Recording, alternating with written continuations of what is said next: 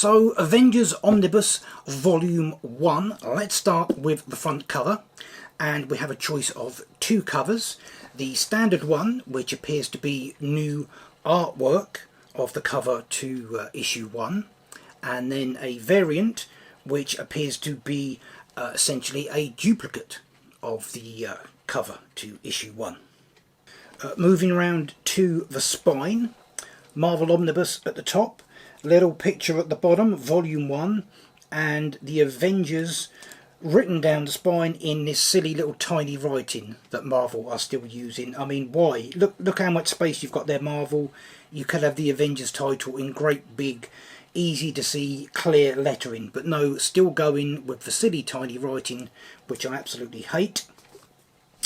And then on the back, we can see we have got covers of all the issues collected in this particular volume, and right down at the bottom in small lettering it actually tells us that this volume collects the Avengers issues 1 to 30. Moving inside, on the inside of the dust jacket, on one side we have a write-up, which we will get to momentarily, and on the other side we have bios of the main creators. Now if we remove the dust jacket, we can see on the front we have the Avengers title there in nice big lettering, which is what I would like on the spine, and then Omnibus underneath. And moving around to the spine itself, we can see it basically just duplicates the spine of the dust jacket, with the exception that the picture at the bottom is a different one.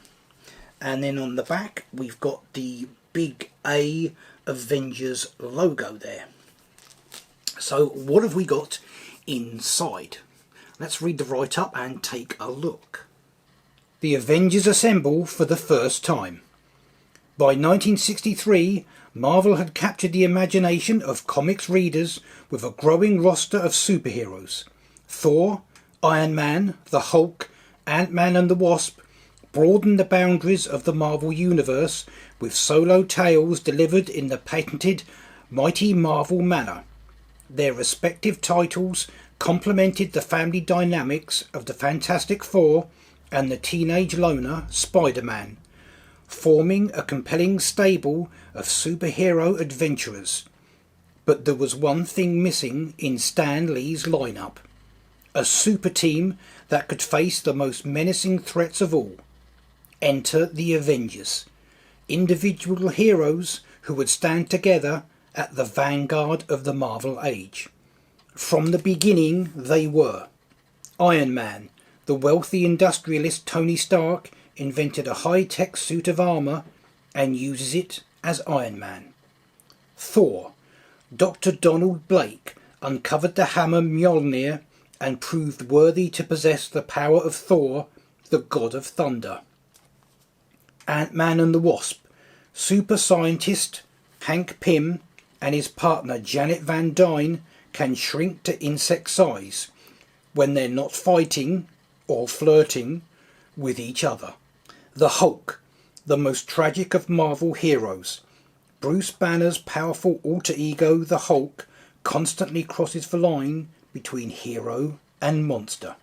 After first uniting to match the treachery of Loki, the Avengers became a permanent thorn in the sides of Marvel's biggest bad guys: Kang the Conqueror, Count Nefaria, and the Baron Zemo-led Masters of Evil, and a dire confrontation from within as the embittered Hulk tore up his membership card and fought against the Avengers with Namor the Submariner.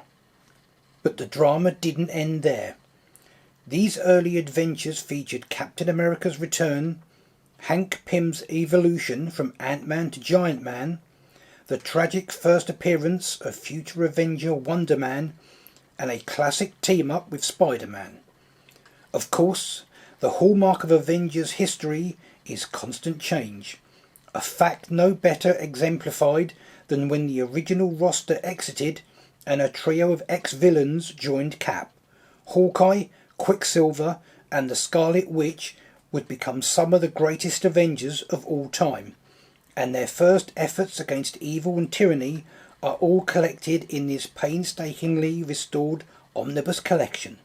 The first 30 issues by Avengers stalwarts Stan Lee, Jack Kirby and Don Heck, and all attendant letter pages, have never looked better.